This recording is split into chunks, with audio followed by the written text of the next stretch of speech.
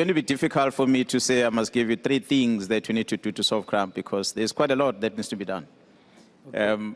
For starters, if it's something beyond my control, there is policies and legislation that may need to be reviewed. Yes. I'm glad that the audience is going to be voting on the 29th. Perhaps this time around they're going to send people that can really change these laws, because that's a key. You need certain laws changed. We need a lot of things to change. Yeah. A lot of things to change. It doesn't give us excitement to get involved in a shootout criminals. Dyson was mentioning that. Yeah. We have a population of 12.5 million in KZN. We can't shoot all of them. That's a reality. So we might talk about the 20% of the criminals that are terrorizing community. But the prisons have got 18,000 beds and currently are sitting at 24,000. So I'm sure there are plans at Public Works to build more. How many are they going to build? So it doesn't give us that excitement. There are just too many. We had a Farm Control Act back in 1969 that was passed, Arms and Ammunition Act. At that time, from that time until 2004, there were about 99,000 licensed firearms that we had, that were issued. Today, with the new act combined, we currently have double the number, 192,000 something odd. Yeah. So when we have that number of firearms, is it because people are buying these firearms for protection? Are they able to look after these firearms? When you look at the rate of losses, there's no criminal that buys a firearm. All of them find it from their houses when they break in. Yeah. In all our houses, they break in, because in a gun battle, it's the one who draws first that wins the battle. You might have a gun in the car, but someone points you first. Lieutenant General Ntlantla Mkhwanazi asuke emabhozeni. This guy,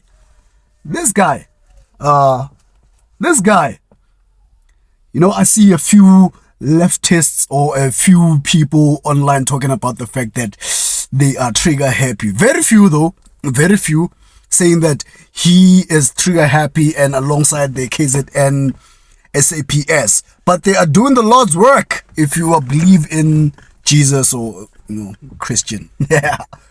They're doing the Lord's work, seriously, because what they have been doing is actually fighting fire with fire.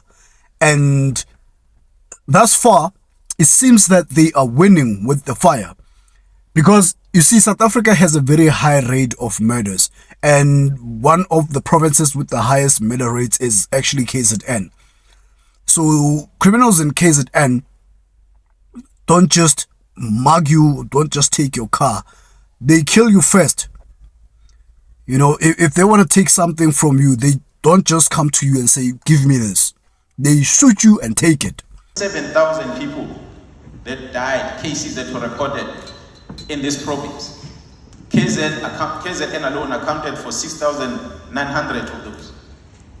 So if we are not taking this serious, that we are facing this problem, we cannot fight these criminals negotiating with them.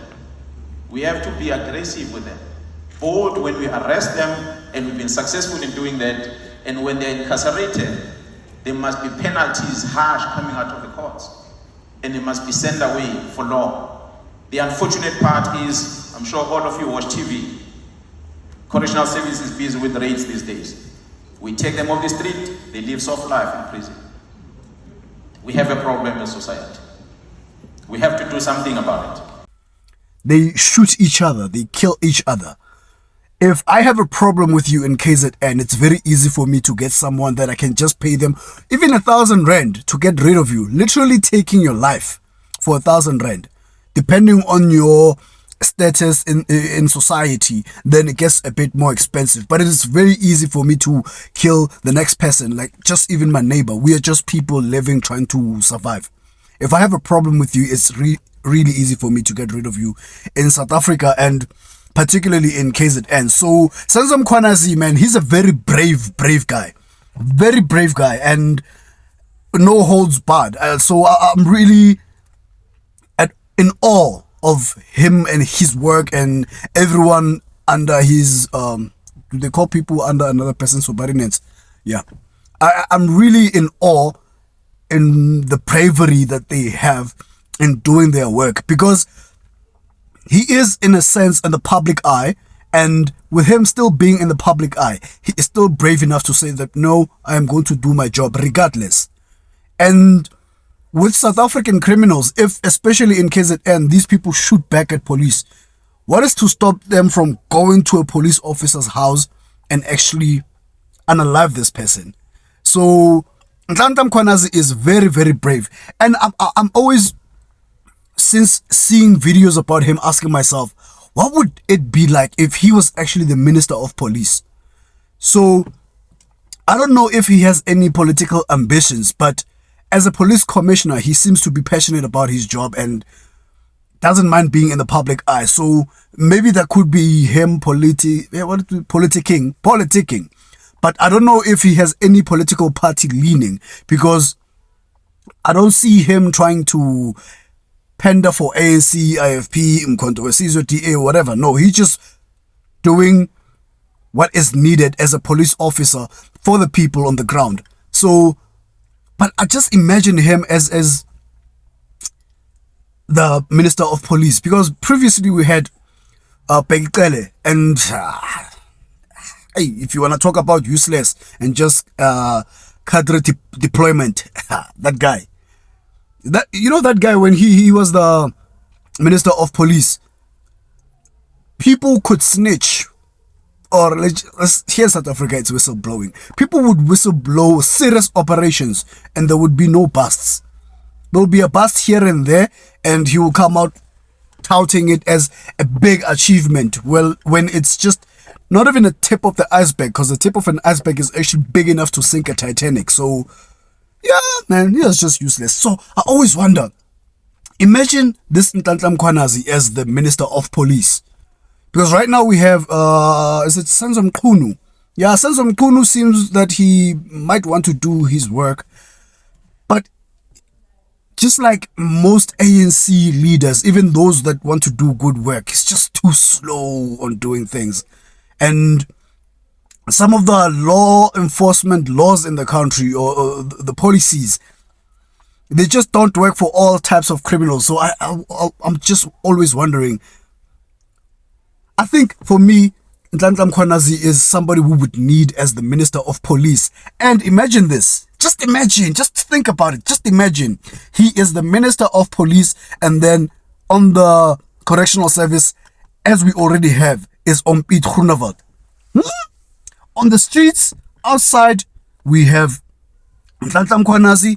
In prison, we have Piet Groenewald. These two together, just imagine that. Like, I think this is the combo that we need. It's the combo that we don't know that we need, but we actually do need. Because look at this video. Now we start here with law enforcement officials. They've conducted another late-night prison raid. This time it was the Westville Correctional Centre down in Durban. The raid was a joint operation by the police and the Correctional Services National Task Team. Now they confiscated numerous contraband items. They included cell phones, there you can see them, routers, other electronics, as well, of course, as drugs. Our ENCA Sipamandla Goge was there and spoke to Correctional Services Commissioner Makgoti Tobakale. All the offenders that we get, that we catch with contrabands, we interview them. And they divulge information about who helped them to get the contrabands into the correctional facilities. And we follow those employees up. I'm on record saying that most of them we actually dismiss. And that's why we need to continue recruiting more so that we can at least be able to continue to have a complement that can still carry the weight of the work that we do. Before Piet Groenewald was actually a part of correctional services, you would not see such raids happening. And if they were happening on such a small scale that they wouldn't make it on the news. We had one in Joburg prison, and now here we have another one in Westville. This is starting to happen ever since Piet Groenewald got his position. A guy from Freedom Front Plus. I'll be very honest with you. Freedom Front Plus, when I didn't read their manifesto. This is the ignorance on my part. But when I looked at their cabinet and looked at everyone who is part of Freedom Front Plus, I was very, very, very skeptical. Not just skeptical, but a bit scared of these people being part of government. Because I'm like, yo, it's just Afrikaners. It's just white people. Yo, aren't they all racist? Obviously, I know that they're not all racist, obviously. But when I see a party that seems to just want to cater mostly for white people, I think to myself, no. Hey, something is not right for me there. But with him as the Minister of Police, and I mean Minister of Correctional Services rather, pardon me, him doing work in prison reform and anything else that has to do with correctional services, him doing good work actually benefits me, a black guy, and you, a black lady, black guy, black man, black child watching this video, white child, white man, white woman watching this video. And the combination of him and Ntantla Mkhwanazi would be amazing, because look at this video. But we are born in Hakon, Nivimbile Lapa. One of the best rooms again. Niakina no Vimba Mandela with One of the best rooms again. La Passa, so in Aquasingil and in Asula, Yaku. Iloguti, one must have been Jewela, in Caesar Zeles and his Tashilas Venzelanin. Simas Fias Pulumazit, Hamanu Pulumane, who is on his chassis. Let's start him motor against some women up and up and he'll go for the Zimot by all of board. Angeke kufukuphula umthetho amaphoyisa mathi yasebenza bese futhi uphindule samaphe should masulisa amaphoyisa ke acaca ukuthi sewuyimpi asilweni asimisele ngokulwa nayo so sivumelene ukuthi ngesonto sizokuthina kutshela isikhathi sizoconfirm isikhathi. You know, when the taxi industry strikes or they are striking, they tend to shut down a city. Remember, they shut down Cape Town. They can shut down a whole city, because to a certain extent they feel as though that they are entitled to owning the roads or to people. But here's this guy, one man standing in front of, I don't know if those people were taxi owners or taxi drivers or just association leaders. He tells them, guys, the strike that you are doing, I understand that you are striking for a reason, but you striking here is affecting other people who have nothing to do with the taxi industry. So I'm pleading with you, please stop doing this. First, he pleads with them, and then he goes on to say, if pleading with you doesn't sound like it makes sense to you, you want to go to war, let's go to war. And did you see them? Like little dogs with tails in between their legs, saying that no, we don't want that smoke, because they don't want the smoke. They don't want the smoke. So honestly, I don't know, man. I don't know if Ntantla Mkhwanazi has any ambitions of being Minister of Police. But even if he's not Minister of Police, do we have National Commissioners of Police?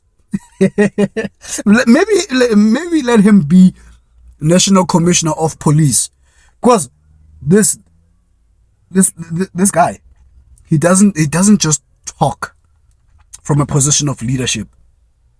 He's on the ground himself in the flesh. He's amazing, man.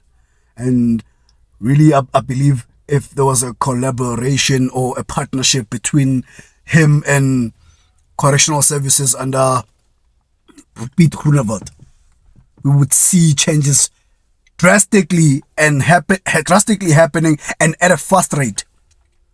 Just imagine it. This is just an imagination thing, you know. Just imagination thing, and it's enticing for me. I don't know about you. You let me know what you think. I will see you in the next video. Ne? Salute.